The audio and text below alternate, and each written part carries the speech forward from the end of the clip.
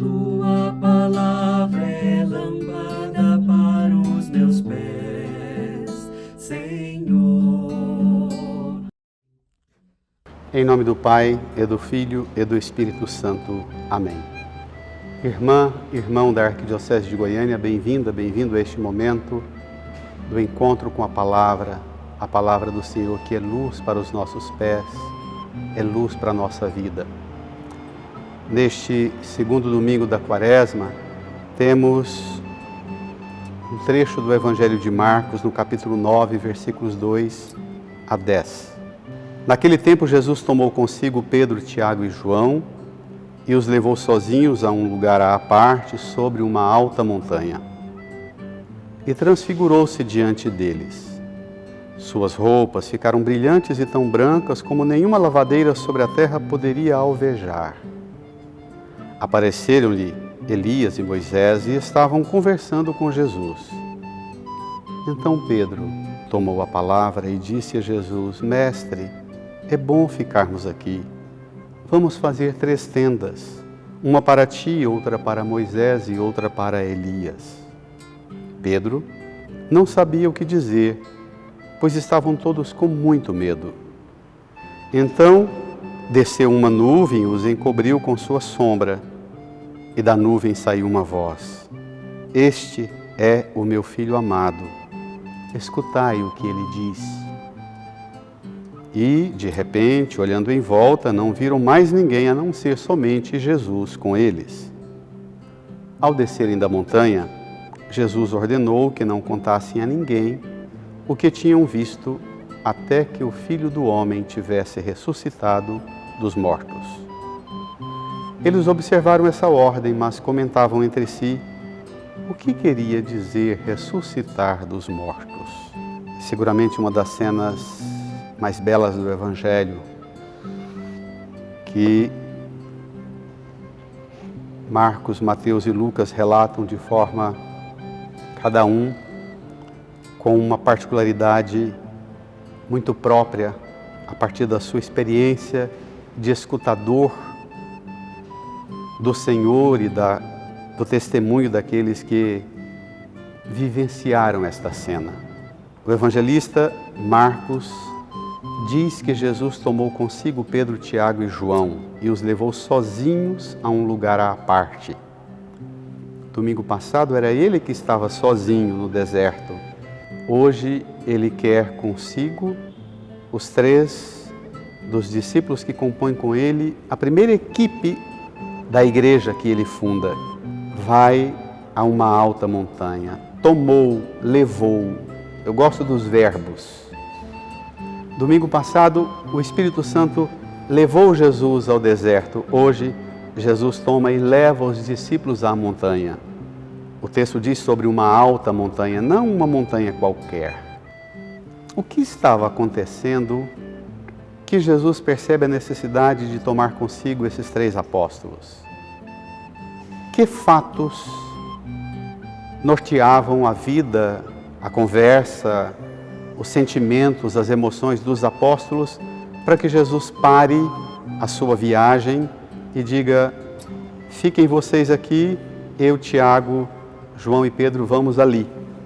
O que era? Convido você a tomar na sua Bíblia, subir o seu olhar no capítulo 8, versículos 31 a 38, quando Jesus anuncia pela primeira vez a sua paixão, dizendo que chegando em Jerusalém ele vai ser rejeitado, perseguido, morto na cruz e ressuscitará. Pedro tem aquela reação impetuosa, corrige Jesus. Jesus mais fortemente corrige Pedro. De pedra da fundação da igreja, Jesus o chama de pedra de tropeço. Vai para trás de mim, vai para longe de mim, Satanás. E depois Jesus, aqui, um pouquinho antes desse texto, Jesus faz um ensino exigente acerca do seguimento e da disponibilidade de cada discípulo e discípula em tomar consigo a cruz e seguir seus passos.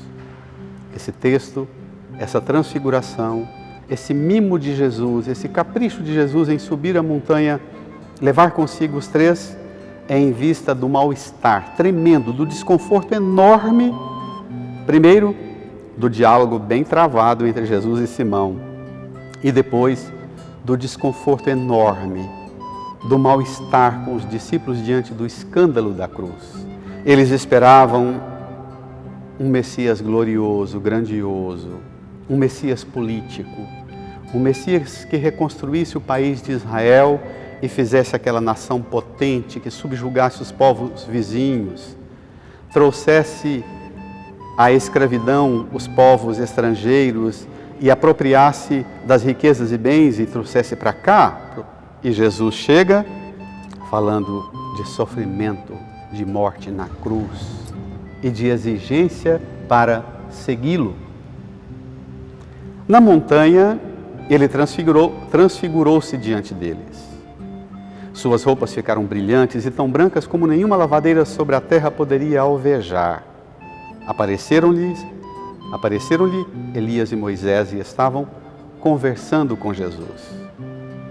A roupa branca, Moisés e Elias, eu gosto de fazer esse gesto, é o mesmo que na veste do peregrino da Galileia, a palavra de Deus carimba. Moisés e Elias carimbam a veste branca, alvejada, para dizer a Pedro, Tiago e João: não tenham medo da cruz, caminhem com ele.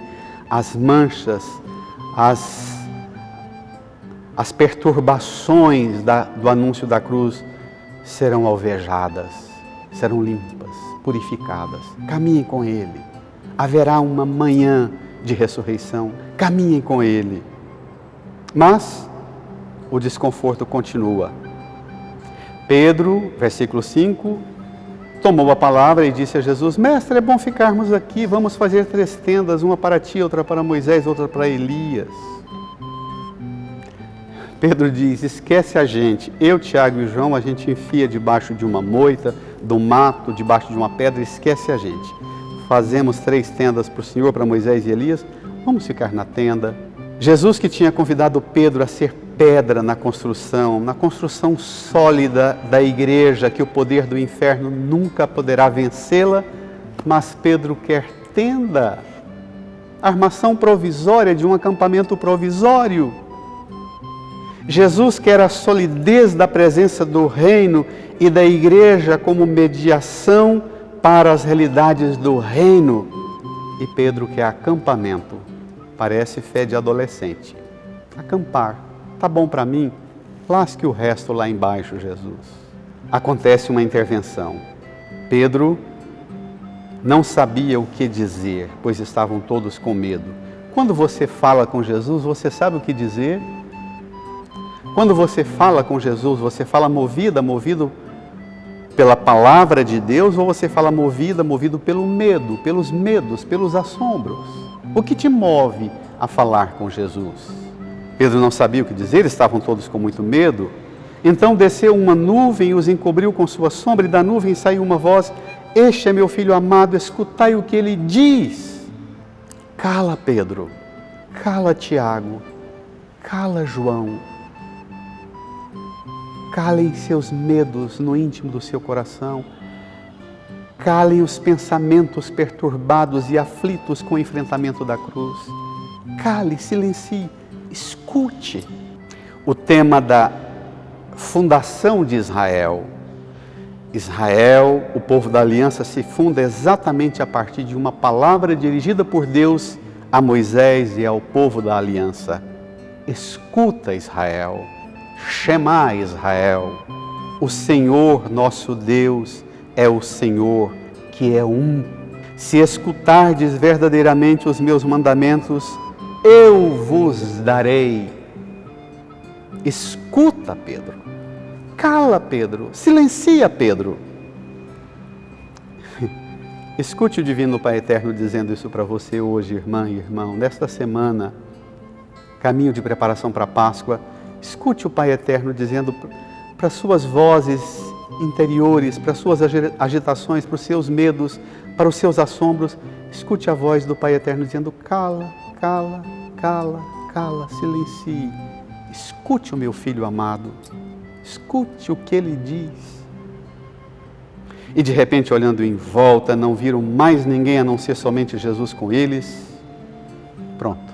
Ao descerem da montanha, Jesus ordenou que não contassem a ninguém o que tinham visto até que o Filho do Homem tivesse ressuscitado dos mortos. Ai, Jesus não desgruda dessa ideia.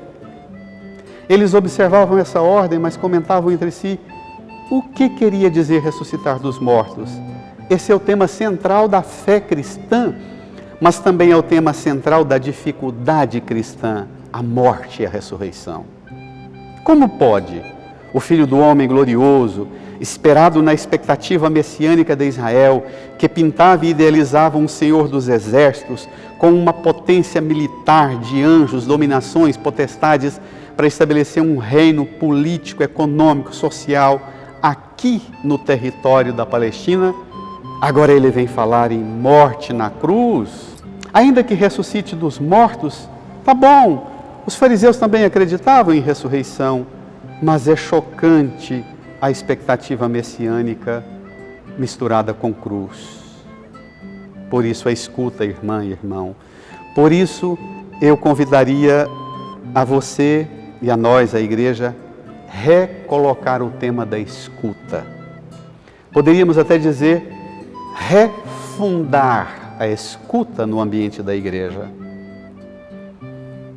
No Salmo 115 deste domingo, no versículo 10, diz assim: guardei a minha fé mesmo dizendo, é demais o sofrimento em minha vida. Infelizmente, muitos de nós cristãos não podemos rezar assim. Guardei a minha fé mesmo dizendo, é demais o sofrimento em minha vida, porque muitos de nós cristãos joguei a minha fé fora quando eu tive que dizer, é demais o sofrimento em minha vida. Vivemos uma experiência banal da fé e um enfrentamento banalizado do sofrimento e das provações. A transfiguração de Jesus foi substancialmente uma experiência de oração, subir ao monte. A oração atinge seu ápice e torna fonte interior quando o Espírito do homem adere ao Espírito de Deus e as vontades se fundem, como que para formar uma só unidade. O Espírito geme em nós com gemidos inefáveis. É o Espírito que geme em nós. Abá, ó Pai. A transfiguração diz o oposto para Pedro. Pedro diz, é bom ficarmos aqui. A transfiguração diz, não, desçamos a montanha e enfrentemos com Jesus o sofrimento, a dor, a entrega total. É um momento antecipado de luz que nos ajuda a fitarmos a paixão do Senhor, a paixão de Jesus e olhar com fé a cruz. Olhar a cruz a partir do óculos da fé, do primado da fé. Sim, é sofrimento, a paixão, a cruz, mas sim, ela é também uma bem-aventurada experiência, porque é, no seu núcleo, um mistério de amor extraordinário de Deus. Um ato extremo de Deus que nos abre a porta para a liberdade e para a novidade do seu reino, da salvação. O fim das potências do mal, da morte, do pecado, do inferno. O fim do sofrimento. Guardei a minha fé mesmo dizendo, é demais o sofrimento. Irmã, irmão, a transfiguração é essa experiência fecunda que Bento XVI diz assim. Transfiguração são experiências breves, que por vezes Deus concede de maneira especial em vista de árduas provações. Porém, a ninguém é dado viver no Tabor enquanto viver nesta terra. Enquanto estamos aqui embaixo, o nosso relacionamento com Deus realiza-se mais na escuta do que na visão.